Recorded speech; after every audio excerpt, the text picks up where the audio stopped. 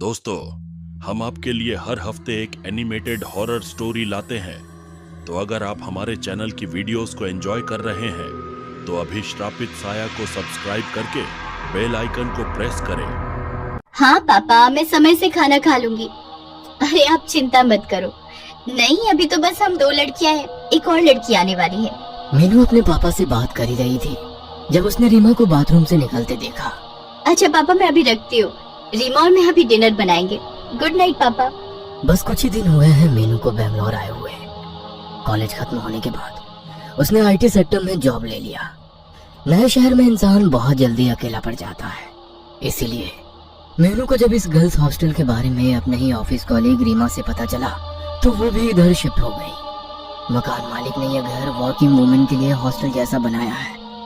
पहले और दूसरे माले पर 4 लड़कियां रहती हैं और तीसरे माले पर रहती हैं मीनू और रीमा। लेकिन उनके बाजू वाले कमरे में एक और नई लड़की आने वाली है। दिन भर ऑफिस का काम करके दोनों ही बहुत थक चुकी थी, इसलिए वह गरम गरम फुलके वाली रोटी और चिकन बनाने में लग गई। मीनू और रीमा थोड़े से टाइम में ही बहुत अच्छे दोस्त बन गए हैं। वह बातें कर रहे थे और खाना बना रहे थे कि तभी अचानक मीनू ने गेट खुलने की आवाज सुनी। कोई सीढ़ियों से चलकर ऊपर आ रहा था। शायद नई लड़की आ गई। ये कहते हुए रीमा दरवाजा खोलने के लिए गई। फिर जैसे उसने दरवाजा खोला उसे एक अजीब सी बेचैनी हुई। चलने की आवाज धीरे धीरे पास आ रही थी। रीमा की दिल की धड़कन तेज हो गई। आवाज पास आती गई और धड़कन बढ़ती गई। किचन में अकेले खड़ी होकर मीनू सोच ही रही थी कि रीमा को इतना टाइम क्यों लग रहा है। तभी उसने पीछे मुड़कर देखा। रीमा दरवाजे पर खड़ी थी और उस तीसरी लड़की का कोई नामो निशान नहीं था। गैस को धीमे करके मीनू भी रीमा के पास आ गई। क्या हुआ? मीनू ने पूछा। तूने भी पैरों की आवाज सुनी ना? रीमा ने कहा। हाँ सुनी तो थी, फिर कोई अभी तक ऊपर क्यों नहीं आया? दोनों की आंखें अंधेरी सीढ़ी की तरफ अटकी रही। पैरों की आवाज अब बंद हो गई थी। चल नीचे चलकर देखते हैं, मीनू ने कहा। दोनों लड़कियां सीढ़ी से थोड़ा नीचे उतरी और फिर ऊपर से झांक कर देखा। एक लड़की दूसरे माले के स्टेयरकेस पे खड़ी थी।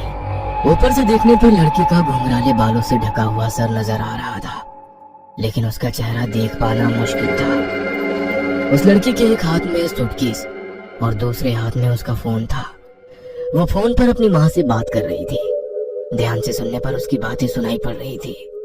हाँ माँ, खा लूंगी, आप अपना ध्यान रखना, जल्दी ही मिलती हूँ। रीमा और मीनू दोनों उसको ऊपर से चुपके देख रहे थे और उसकी बातें सुन रहे थे। तभी अचानक लड़की ने सर उठाकर ऊपर देखा।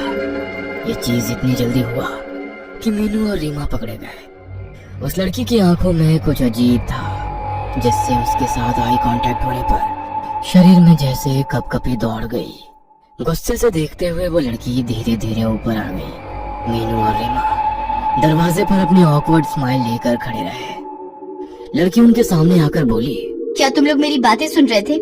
सिचुएशन को कंट्रोल में लेने के लिए मीनू ने झट से जवाब दिया। नहीं, हमने सीढ़ियों पर किसी के चलने की आवाज सुनी तो दरवाजा खोलने आ गए।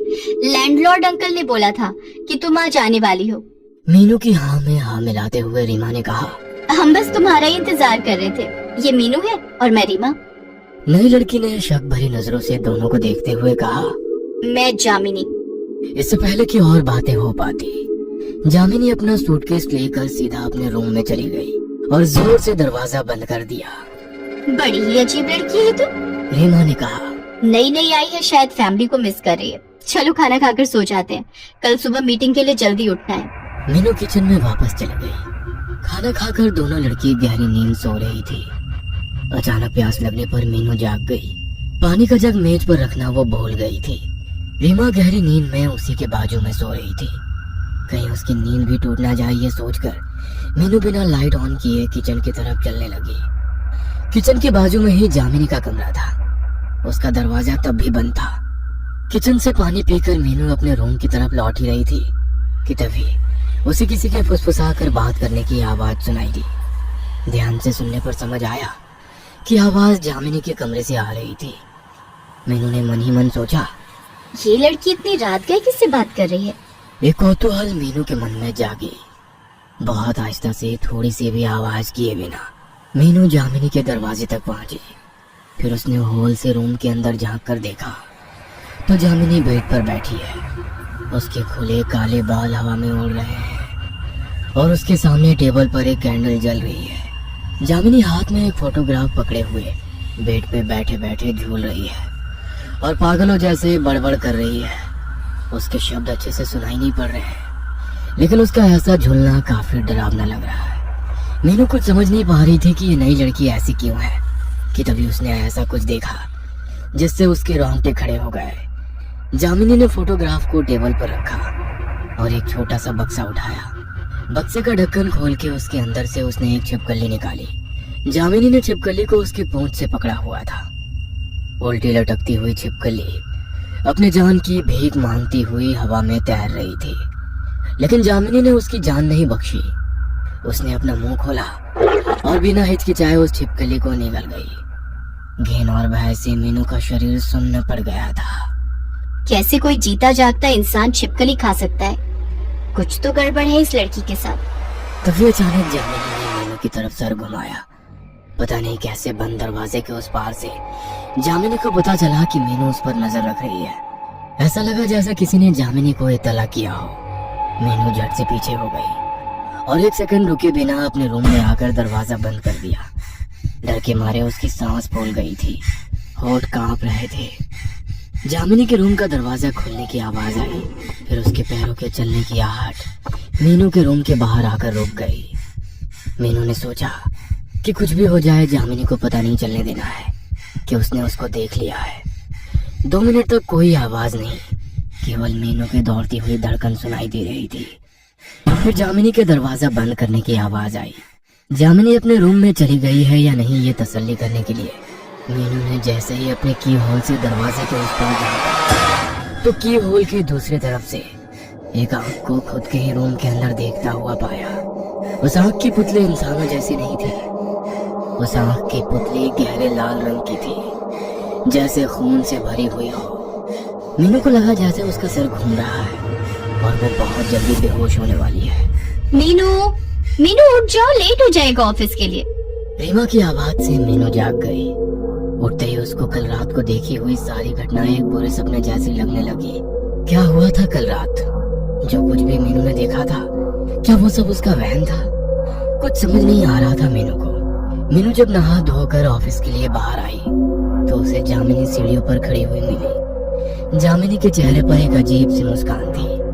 कोई बात किए बिना मीनू जामिनी को इग्नोर करके ऑफिस चली गई, लेकिन सारा दिन उसका मन बेचैन ही रहा। कितनी भी कोशिश करके मीनू अपने काम पर कंसंट्रेट नहीं कर पाई। लंच ब्रेक के टाइम रीमा ने मीनू से कहा, क्या बात है, आज तुम कुछ परेशान सी लग रही हो? तबीयत तो ठीक है ना? तुम्हें ये जामिनी कुछ अजीब नहीं लगती? हाँ अजीब तो है। आज भी सुबह मैंने उसको अपनी माँ से बात करते हुए सुना, लेकिन माँ से कौन इतना छुप छुप कर बात करता है, समझ नहीं आया। मीनू ने कल रात की बातें रीमा को नहीं बताई। ऑफिस का काम खत्म करके मीनू उस दिन घर वापस आ गई। रीमा अपने मौसी के पास गई थी तो आज तीसरे माले पर बस मीनू और जामिनी ही थी। खाना बनाने का आज मन नहीं था, इसलिए मीनू ने रोटी सब्जी खरीद लिया था। वो किचन में अपना खाना परोसी रही थी कि तभी उसका फोन बजा। पापा का कॉल था। हाँ पापा बोलिए। बेटा सब ठीक है ना? नई रूममेट से दोस्ती हुई? नहीं, वो इतनी बात नहीं करती।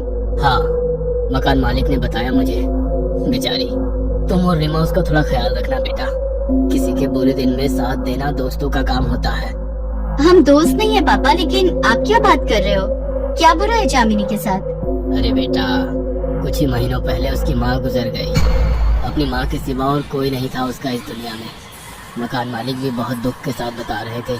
थोड़ा ध्यान रखना उसका बेटा, ठीक है ना? मीनू के हाथ से उसका फोन गिर गया। फोन का कांच टूटने की आवाज मीनू के कानों में गूंजती रही, लेकिन इस अचानक सदमे की वजह से उसका पूरा शरीर बर्फ जैसा जम गया था। अगर जामिनी की माँ को मरे हुए महीनों हो चुके हैं तो फिर जामिनी फोन पर अपनी माँ से कैसे बात करती है?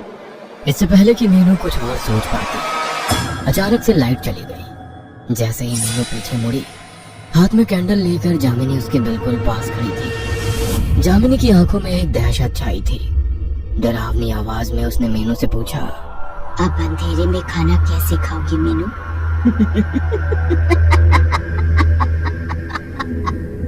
जामिनी को खिलखिलाकर हंसते हुए देख मीनू का गला सूख गया। कैंडल की रोशनी में जामिनी और भी भयंकर लग रही थी। तुमने खाना खा लिया क्या? कांपती हुई आवाज के साथ मीनू ने पूछा। जामिनी फिर से हंस पड़ी। तुम्हें तो पता ही है मैं क्या खाती हूँ, है ना? मीनू के हाथ पैर सुन्न पड़ गए थे। फिर एक ऐसी घटना घटी जिसके लिए मीनू बिल्कुल तैयार नहीं थी। जामिनी पागलों जैसे हंसने लगी। उसका पूरा बदन हंसी के प्रकोप से कांपने लगा था। हंसते हंसते जामिनी की आंखें उसके सिर के अंदर की तरफ मुड़ने लगी और उन्हीं आंखों के दूसरी तरफ उस रात को देखी हुई लाल पुतलियों वाली आंखें निकल कर आ गई। वह आंखें किसी इंसान की नहीं थी, वह आंखें थी शैतान की। डरते हुए मीनू ने चिल्लाकर कहा, जामिनी, ये तुम्हें क्या हो रहा है जामिनी? लेकिन अब जामिनी का शरीर उसके बस में नहीं था। वो बिल्कुल बदल चुकी थी। उसके चेहरे से दरिंदगी टपक रही थी, जैसे वो बरसों से खून की प्यासी हो। धीरे धीरे जामिनी अपने सर को दाएं फिर बाएं हिलाने लगी और बचपन में सुना हुआ जानी पहचानी लोरी गाने लगी। लकड़ी की काठी, काठी पे घोड़ा, घोड़े की दुम पे जो मारा, हथौड़ा, दौड़ा दौड़ा दौड़ा घोड़ा, तुम उठा के दौड़ा। पर अब उसके गले से जो आवाज निकल रही थी वो किसी लड़की की आवाज नहीं थी, वह आवाज थी किसी पिशाच की। ऐसे गाते हुए जामिनी मीनू के ऊपर झपटी। मीनू चिल्लाते हुए जमीन पर गिर गई। तभी पता नहीं कैसे मीनू के फोन में अलार्म बजने लगा। मीनू का अलार्म टोन हनुमान चालीसा का श्लोक था। मीनू के पापा ने कहा था कि हर दिन की शुरुआत भगवान के नाम के साथ करे तो दिन अच्छा जाता है। जैसे ही हनुमान चालीसा का धुन गूंजने लगा, जामिनी ने मीनू को छोड़ दिया। जामिनी अपने कान को अपने हाथों से भींचने लगी, जैसे वो पिशाच जामिनी के अंदर से बोल रहा हो, बंद करो, इसे बंद करो। जामिनी का शरीर जमीन पर पड़े हुए कांपने लगा। उसके मुंह से काला खून निकल कर आने लगा। कुछ देर बाद जामिनी बेहोश हो गई। 2 दिन बाद जामिनी के अस्पताल में आंखें खुली। उसको कुछ भी याद नहीं था। डॉक्टर के मुताबिक जामिनी को अपनी माँ के गुजर जाने के गम में दिल का दौरा पड़ा था। लेकिन मीनू जानती है कि जामिनी किसी अतृप्त आत्मा के वश में आ गई थी। शायद जामिनी जब अपनी माँ को बुलाती थी तभी कोई पिशाच उसके दुख का फायदा उठाकर जामिनी के ऊपर हावी हो गया था। मीनू को अब यकीन है कि जामिनी उस पिशाच के हाथों से मुक्त हो चुकी है। लेकिन अभी एक बात जो मीनू को खटक रही है वो ये कि सुबह का मॉर्निंग अलार्म शाम की 7:30 बजे कैसे चालू हो गया था। क्या वो जामिनी की माँ थी जिसने एक ही साथ अपनी बेटी और मीनू की मदद की? हमारे चैनल श्रापित साया को अभी सब्सक्राइब करें, क्योंकि हम हर हफ्ते ऐसे एनिमेटेड हॉरर स्टोरी लाते रहते हैं।